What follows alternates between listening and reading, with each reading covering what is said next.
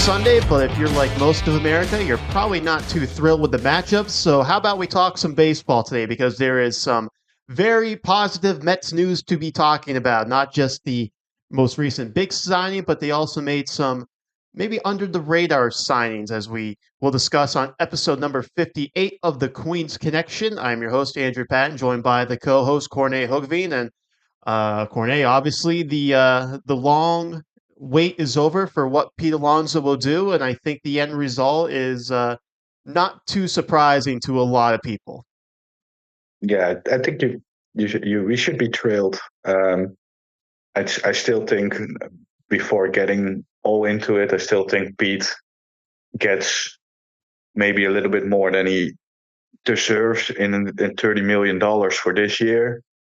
But the risk for the Mets is so low right now. If he opts out after this year, fine. And I think most of the worry that we mentioned in in podcast is length of the contract.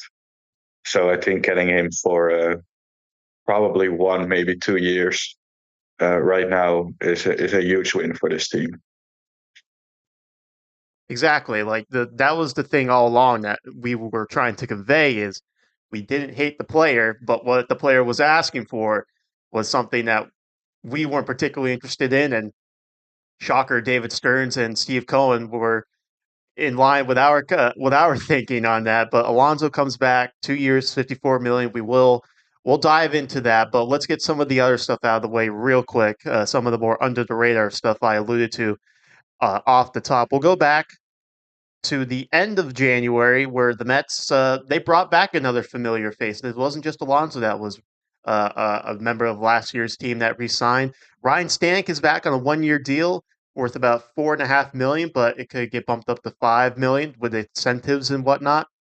Obviously, Stanek last year coming over from the Mariners for Rylan Thomas, and it took a little bit for Stanek to get going in his with his time in Queens, but really was the go-to. Well, other than maybe Edwin Diaz, was the go-to guy in the bullpen in the postseason. It's a guy who has a tremendous track record in the postseason, and he comes back to the Mets on a really, really good deal. That's definitely the kind of deals I like to make for relief pitchers. I think I've made that message pretty clear in previous episodes. But uh, Ryne Stanek back in Queens, back in that Mets bullpen, figures to kind of be part of a three-headed monster that includes AJ Minter and Edwin Diaz with him. Yeah, and don't forget Daniel Nunez, who I'm a huge fan of. I think he's in that mix. Buto as well. So it makes the bullpen deep. Adds another, high leverage arm you can use whenever you want. I mean, we have seen Stanek get some save opportunities, get some big innings, especially in the postseason. He was money a little bit like I think Jesse Winker, who I think both Stanek and Jesse Winker didn't have a great regular season as a Met, but they both turned it on in the postseason and showed what they're capable of. And in a small sample size of a half season, if you add that postseason month to the regular season, I think overall you would be pretty happy with the numbers overall. Stuff monster, the guy has great stuff, control.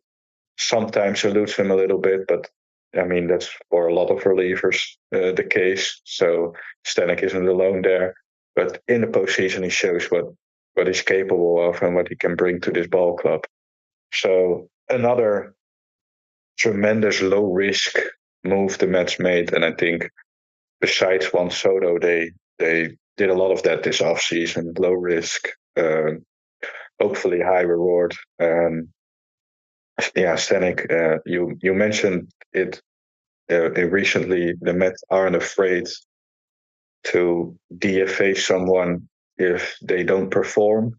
That case is also for Stanek. Obviously, I hope that doesn't come to that. I hope he has a good season. But even if he doesn't, you can easily DFA him, so the risk is very low. Two great low risk moves for the Mets. Yeah, you talk about Stanek and the rough regular season he had. You look at the baseline numbers, what that most fans look at, a 6.06 ERA in 7 games. Obviously, you look at that and you're like, oh man, that's not too particularly good. But you look at the postseason in 7 appearances, the ERA came down to 3.38. Batting average against was 172. He had a flat one whip, 8 strikeouts and 8 innings of work. He was really solid in that out of that Mets bullpen in the postseason where I mean, let's face it, a lot of guys were kind of out of gas in the postseason. You think of Bill Maton was really overused down the stretch for the. I mean, they had to use him, but then there were other times when they did use him where it didn't feel too terribly necessary. So maybe that's one criticism you could have had about the bullpen management last year. And Buto looked like maybe he was slowing down a little bit, particularly at the end of that series with the Brewers. Um, but Phil Maton comes back on the 1 year deal. That's totally fine with me. Stanek. Yeah. Yeah, you said Nathan. Oh, Stanek. Stanek. Yeah. Well, Phil Maton's still available. Maybe the Mets will bring him Yeah, back. Who knows? But Stanek on the 1 year deal that for no more than $5 million is a really solid kind of move, and it's one that it's an aisle I think the Mets could shop in. There were the reports that, well, they were looking at maybe like the Kenley Jansens, the higher tier relievers. I didn't think that was completely necessary. I think you can assemble like if you want to have like one or two of those guys in your bullpen, that's fine. And the Mets have two of those guys. Edwin Diaz obviously is making a good chunk of change, and AJ Minter just got $11 million from the Mets. You can fill out the rest of those spots with guys like Ryne Stanek or homegrown guys like Daniel Nunez or Jose Buto. Like the Mets can like I don't think the Mets because there's some people that probably think they need another higher leverage reliever in that bullpen. I would tend to disagree with that. I think the depth that because the depth, like I was going to say, like let's not forget about some of the guys that got on minor league deals who have pitched at the big league levels and have had some success. So I think the Mets, and then maybe this is a discussion we'll have towards the end, but I think the Mets bullpen is pretty well set for this upcoming season. I think it's a good discussion to keep going right now. Honestly, yeah, I think it's also who you're gonna drop out of the bullpen. I think it's pretty clear that the Mets will probably have a 6-man rotation. I think that's likely. So that means you have a 7-man bullpen, so not 8. I see some post where I think SNY had a 8-man bullpen out there, and I think that's not going to happen. I think it's going to be a 7-man bullpen. And also, you have to work with options. You kept Sean Reed Foley, who a lot of people forget. If Sean Reed Foley is healthy, he's really good. I don't think the Mets are gonna just throw him away. And I think he's definitely gonna be picked up if you put him on waivers because the stuff is real. So I think a lot of teams will take a shot with Sean Reed Foley. You have Buto's out of options. I think Cannon is out of options, so I believe is going to be that long man. So that's already 3. You can then you added Stanek, Diaz.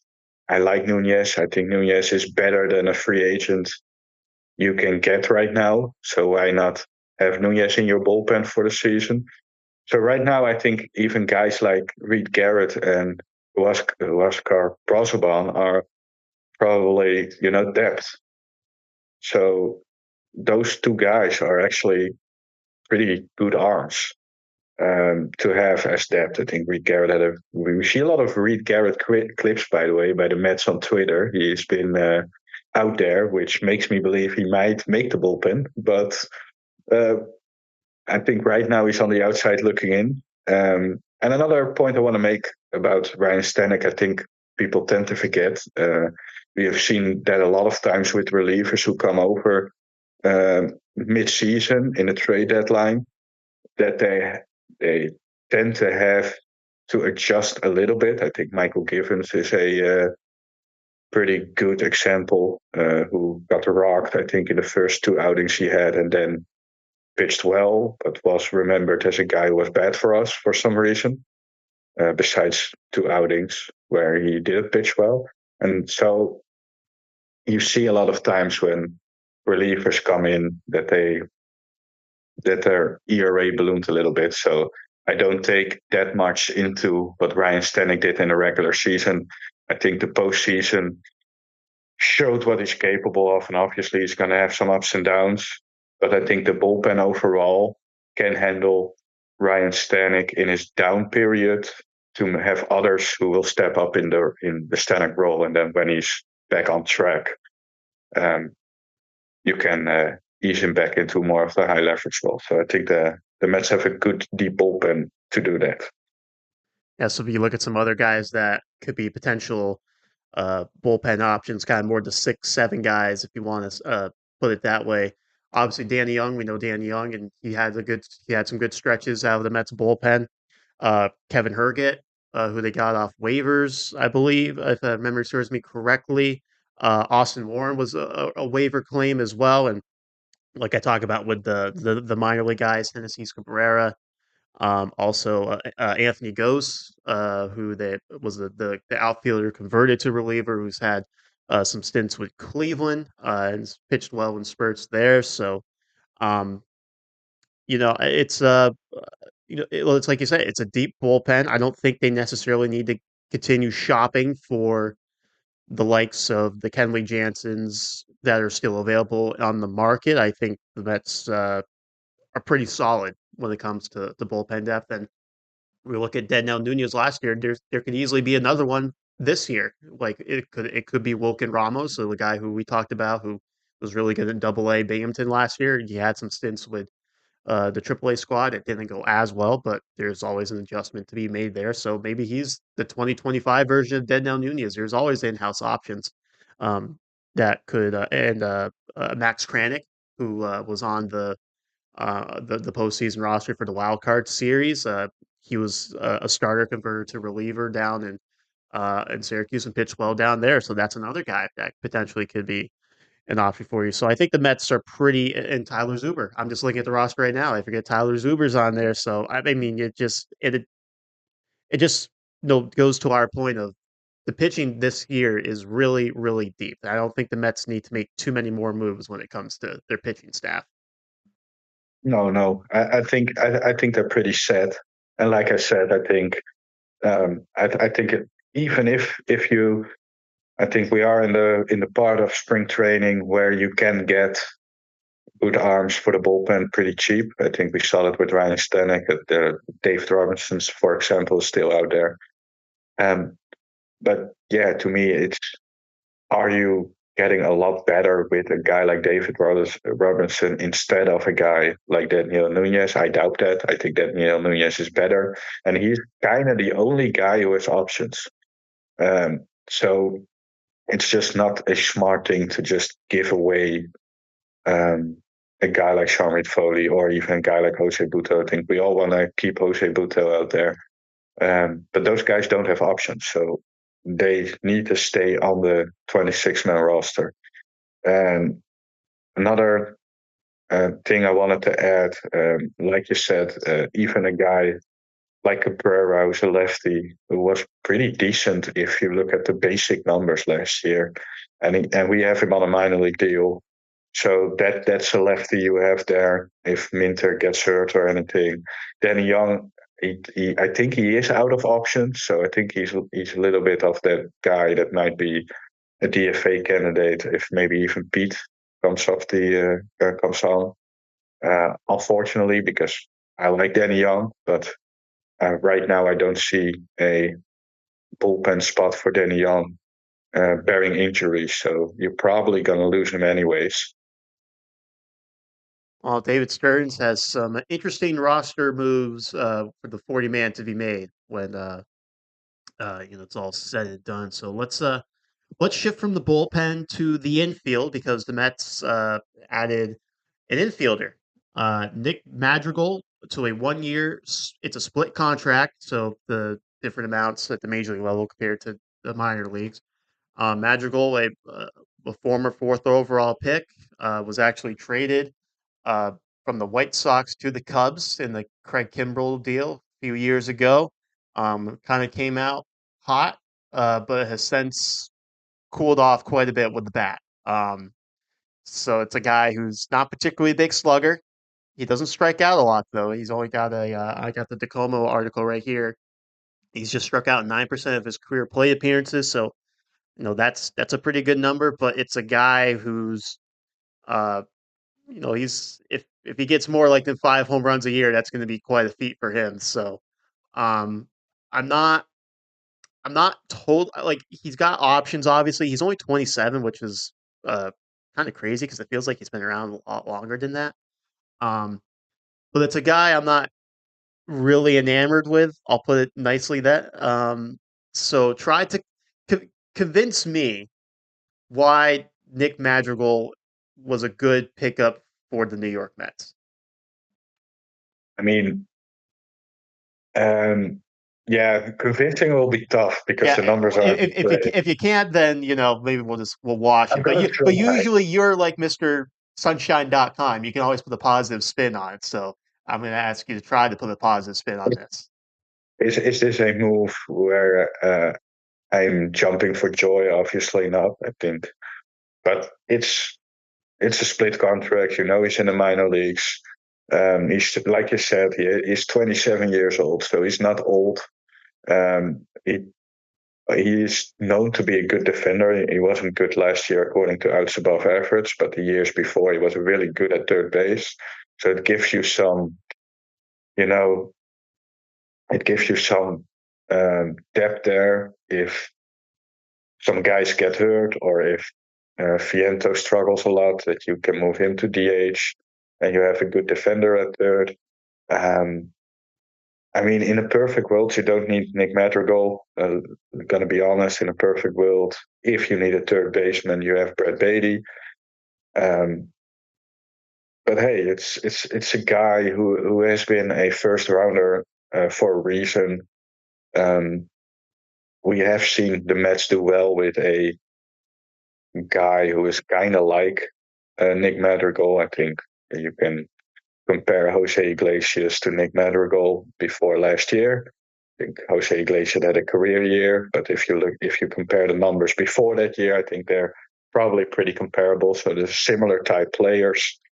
Um, so yeah, it provides depth, provides a guy who can play multiple position. I don't know his speed because if he doesn't strike out, he puts the ball in play, and speed can obviously help with that. So if he's a pretty fast guy, um, that's something good. But we have seen with better ball skills that the Mets did well with Jose Iglesias between guys who maybe are a little bit less better ball in Alonso and Vientos. So maybe they can work. Maybe the AAA magic in Syracuse works for Nick Madrigal. That will open a spot for him, and maybe he's that spark plug. But right now, not really convincing you, I would say. But it's I don't think it's necessarily a bad move. I think it's a solid depth move. It's a spot where the Mets could use some experience. I mean, besides maybe the young guys. Um, in the minors, you had De Los Santos, who they um, DFA'd to make room for Nick Madrigal, and he cleared waivers, so he's still out there. So I think it just adds maybe a little bit more of a quote unquote veteran because he's just 27, but a veteran uh, backup infielder, which every minor league team has, by the way. I should correct myself because I said if he hits 5 home runs in a season, that's a strong feat. Well, he's only got 4 career home runs, so if he hits 2 home runs in a season, that's a pretty strong feat for Nick Yeah, he's not a Madrigal. power guy.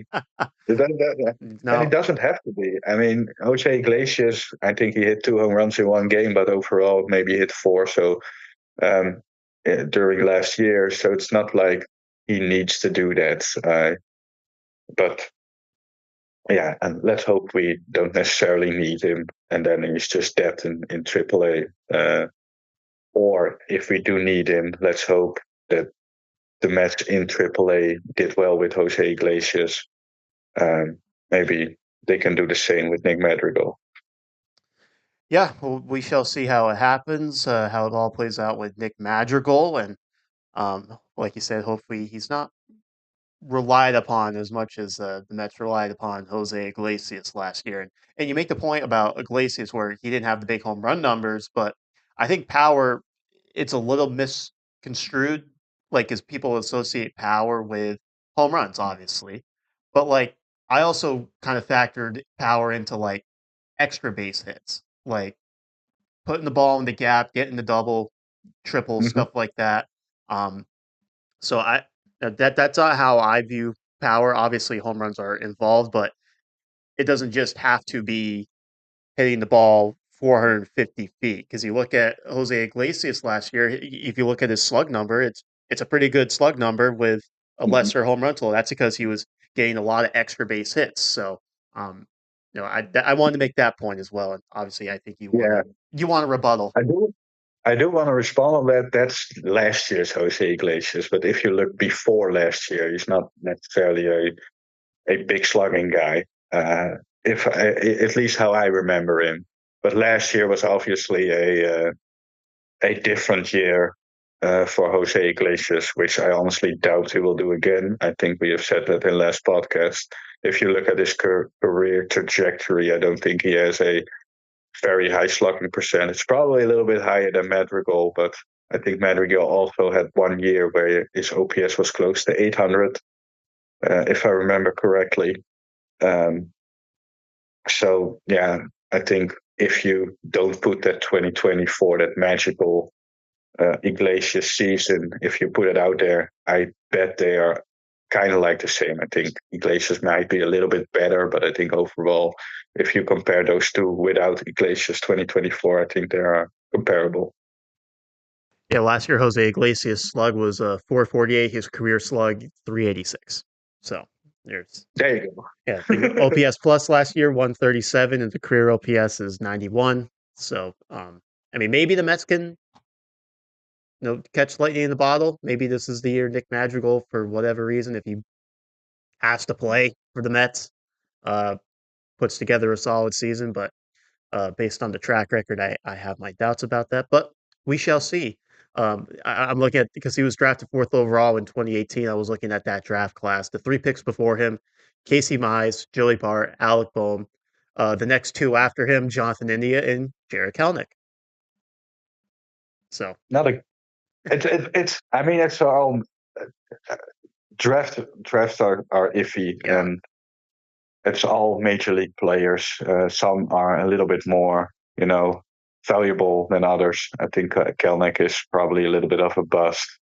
Madrigal, obviously, too. India's a solid player. If you ever get a solid everyday player, I think your place. Joey Bart didn't do well for, so it's not a you don't have a great first five or six in that draft. Logan Gilbert, 14th overall to the Mariners. Brady That's Singers, better. 18th overall to Kansas City.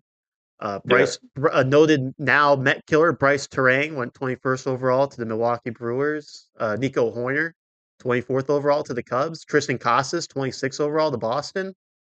It looks like it gets a little bit better as the draft goes on. yeah, yeah. Shane McClanahan, 31st overall. Well, that would be a nice That's a one. pretty good pick. That's a pretty good pick. But all right, well, we'll digress from that. Parker Yeah, Meadows at yeah. 44th overall. I just saw Parker Meadows, so I had to put that in there. But we'll digress. We'll move on from 2018 because it's 2025. It's a lot of time has passed since that draft. So, um, but another pretty good pick from a draft a couple years earlier in the second round was Pete Alonso.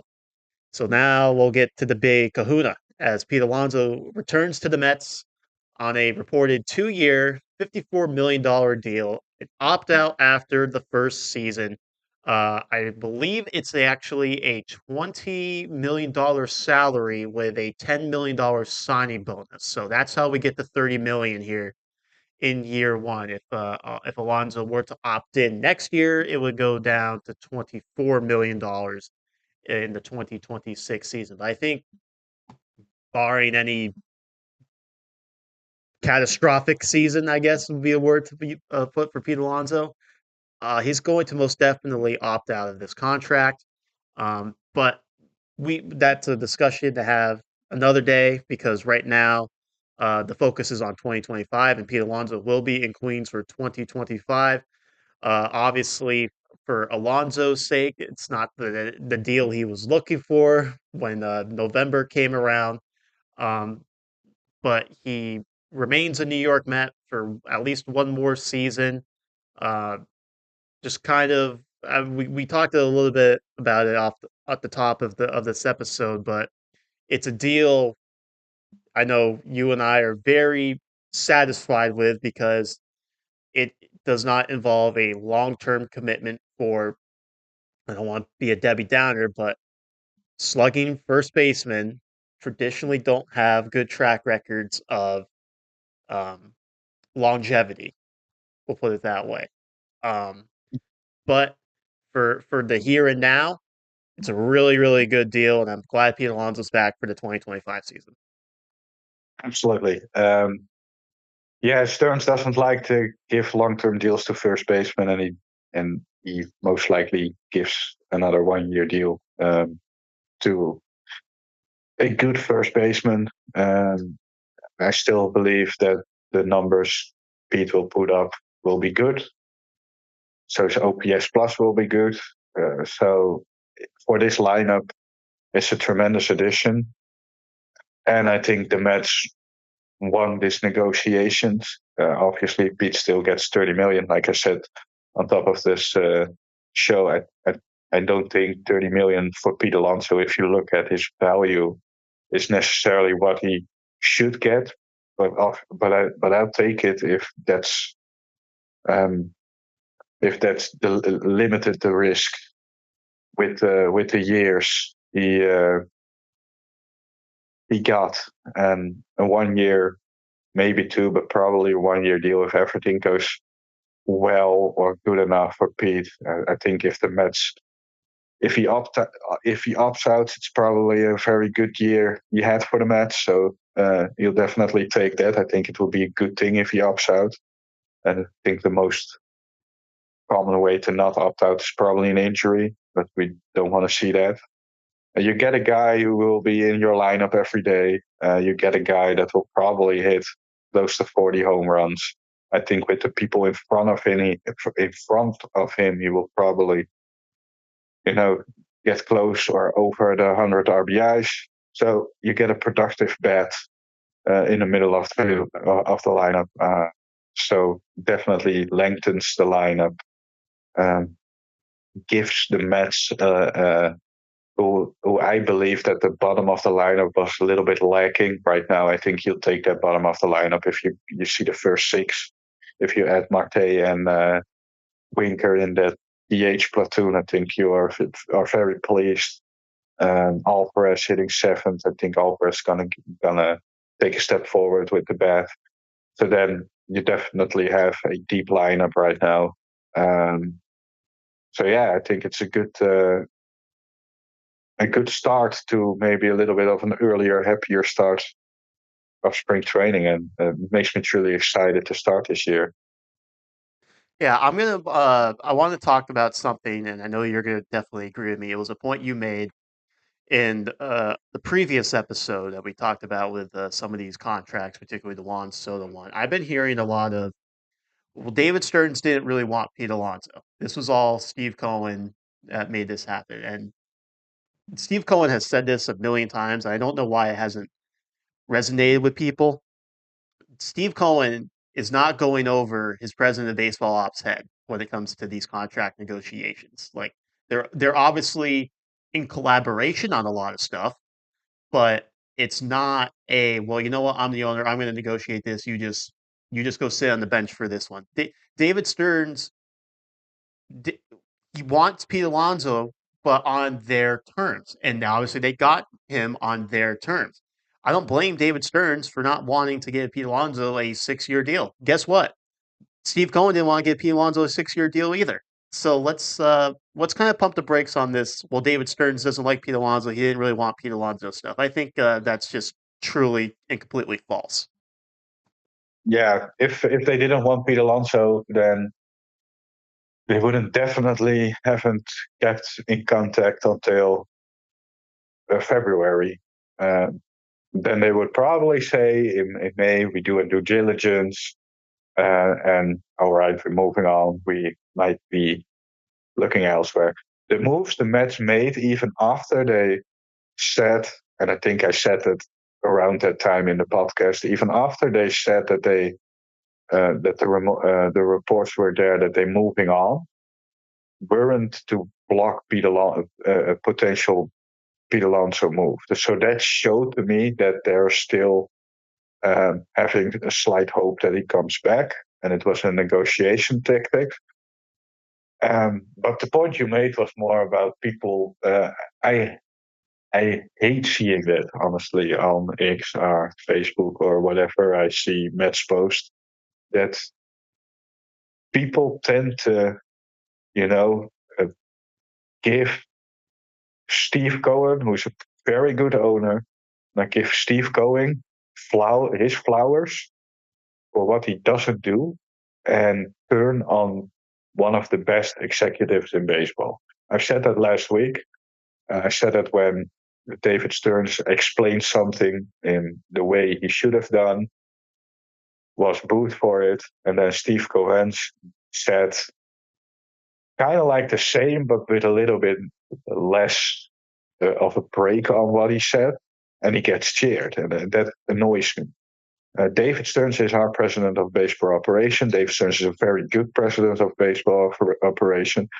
And the name said it. He is the president of baseball operations. So he decides, obviously, they talk, but he decides what they're going to do. And he will give what he thinks is smart and give the guy some credit. Thank you for doing that, so I didn't have to edit that in there. One less thing I have to do in the post production work. But yeah, it's crazy in my mind. If if David Stearns really didn't want Pete Alonso wouldn't be here. They would have Mark Vientos playing first base or Brett Beatty or whoever. Maybe maybe it's Joey Meneses. Maybe Joey Meneses has a great camp. I mean, doubtful, but um, Pete Alonso is Honestly, back. by the way, Oh, just before you move on, but I want to get this out of the way.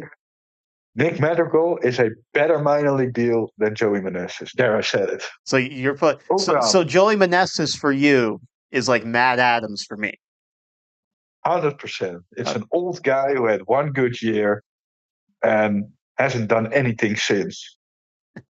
well, I'm glad it's on the record. Glad we can have that on the record. We have audio evidence. So in case Joey Meneses becomes the 2025 Jose Iglesias, we have it on the record that Corne was against Joey Meneses. Now, I'm kind of it's kind of doubtful that Joey Meneses will do anything like Jose Iglesias did last year, but at least we have audio evidence in case he does, and We then we can never go. know. We never know. It's a risk.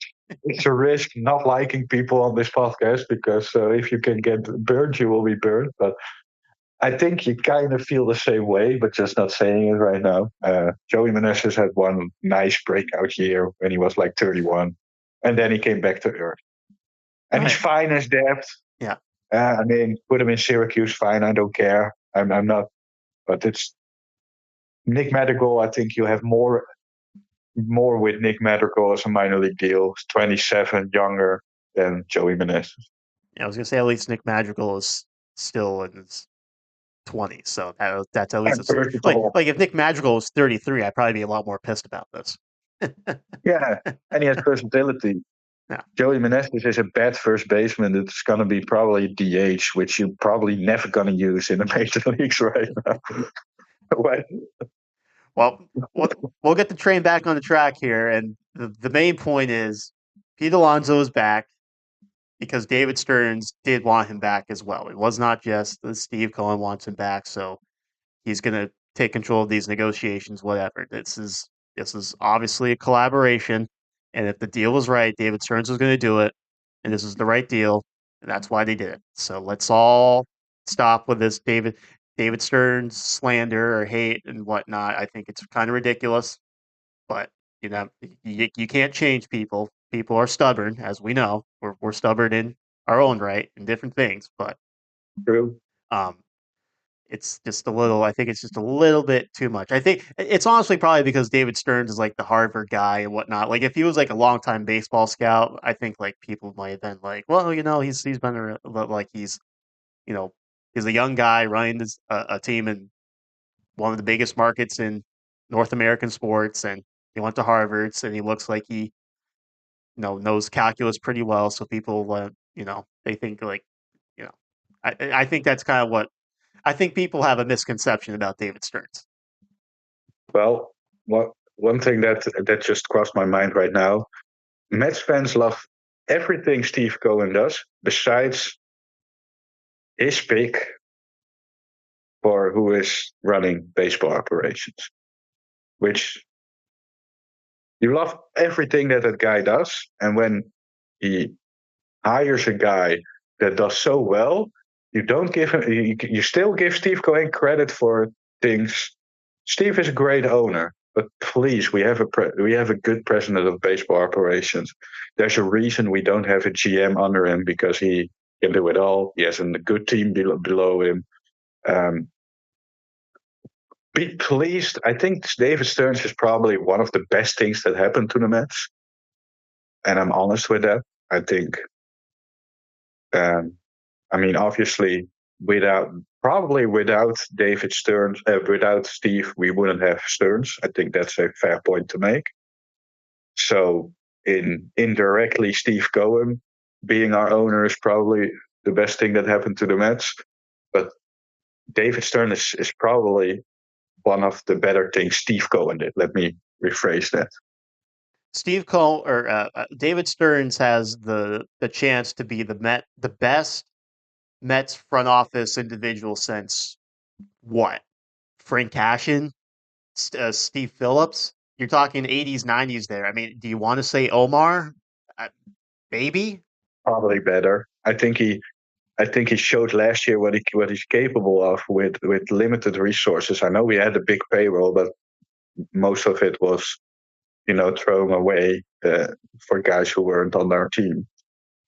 So what he did last year was with a pretty bad minor league system with players who weren't necessarily ready.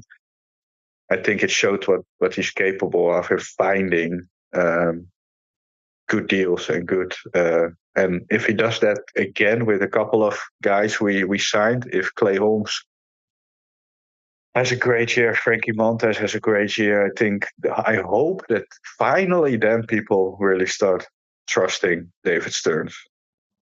Yeah. No, And like you mentioned all the time, I think that's the great point that you make. Um, all the time, he is not afraid to make the moves that are necessary. yeah. To make the team better during the season, and that makes a good president of baseball operation too, in my mind. Yeah.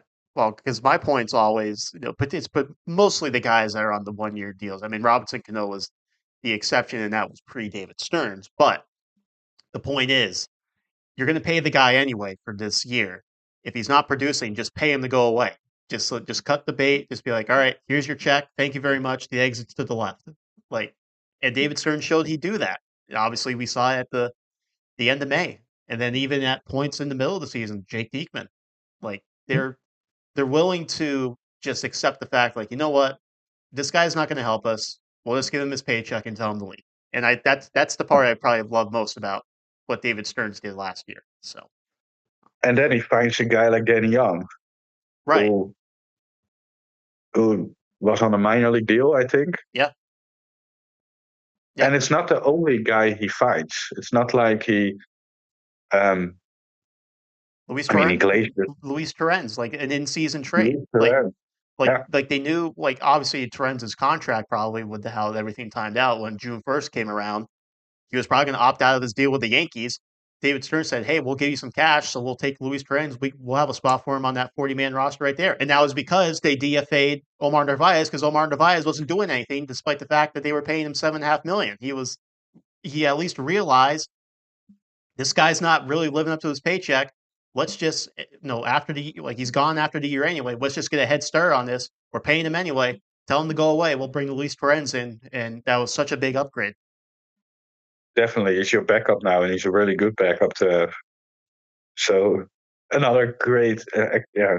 I didn't even thought about Luis Terrans, but that may be the best find he had in mid-season for this ball club on the lower, under the radar end. Yeah. So, but even the trades he made, he didn't give up that much. Maybe some of those guys will pan out, but Ryland Thomas, uh, Tyler Stewart might be a good one for the Nationals, but probably not for us. So it's a move you could make. Who did we give up more? I can't hear. Cade Morris for Blackburn. Okay, Morris for Blackburn. But they can Yeah, also like obviously I think we were talked about or like at the time like maybe Cade Morris was a little much for Paul Blackburn, but they at least they have guys like Jonah Tong who I don't want to say came out of nowhere, but because they obviously scouted these guys, they liked them beforehand, but really burst onto the scene last year. It kind of made maybe some of these guys a little bit expendable because they got Jonah Tong coming through the system who they really like. Or I mean, there was the left-hander that who pitched for St. Lucie last year.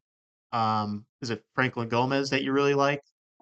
Frank Um, and go with like 90 years old. Yeah, yeah, like and he yeah, he flashed down there too, so it makes some of these guys more expendable now. Before they traded for like the right guys. I don't know. That's kind of still to be determined a little bit, at least with Paul Blackburn anyway. But no, they've started to create a little bit of a pipeline, and this even goes back to previous regimes where some of their lower, well, I shouldn't say lower talent. That's not the right word. Their talent in the lower levels of the minor league system is really starting to kind of blossom a little bit. So it makes some of the more upper level guys who are close to being major league ready expendable if you don't have spots for them. yeah. Bingo. Yeah, and I think the Mets system has a lot of value in it, but they lack maybe the little bit of the big guy, the Paul Skeens guys, the ace type or the guy who's gonna be in the lineup and immediately produce guys. But they have a lot of solid, possible solid major league players, and I think we should be very pleased with that, honestly. Well, let's go. Let's kind of start to wrap things up here. We got another that conversation was definitely not in any of the show prep whatsoever. That all happened organically and whatnot. So we'll start to wrap it up here, but with this question of now that Pete Alonso, it's not official yet, at least as when we're recording this, but it's likely to go through. Um, is this the last move of the offseason for the New York Mets? Is the 2025 roster at the 40 man minor league, whatever, are they pretty much set for the beginning of 2025? I believe that the major league club is done. I think the Mets have a good squad. I think the starting pitching get overlooked a little bit.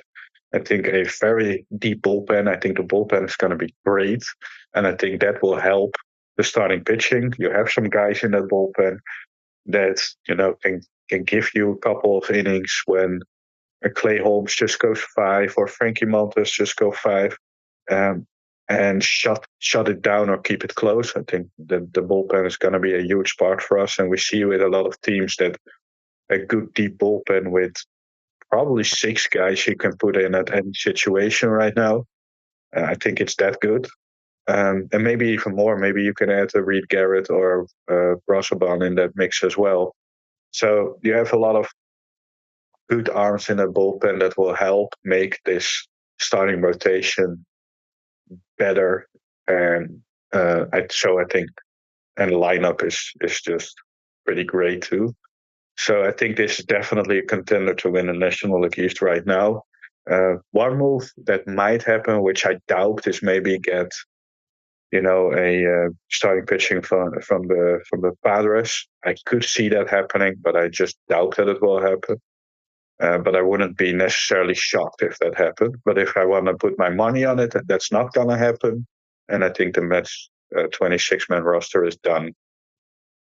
Yeah, I tend to agree. I don't think there's going to be anything major that happens in the next couple of weeks. There were obviously the Dylan Cease rumors and whatnot, but I think if the Padres were to move Cease, I think some other team will give them a better package than what the Mets might offer. Not because the Mets don't have talent in the minor league system, it's that some team will want him bad enough where they might kind of splurge a little bit to get him. So I agree. I think this is pretty much the team you're gonna run at least the beginning of the season with. Like we talked about for a little bit, David Stearns is not afraid to tinker.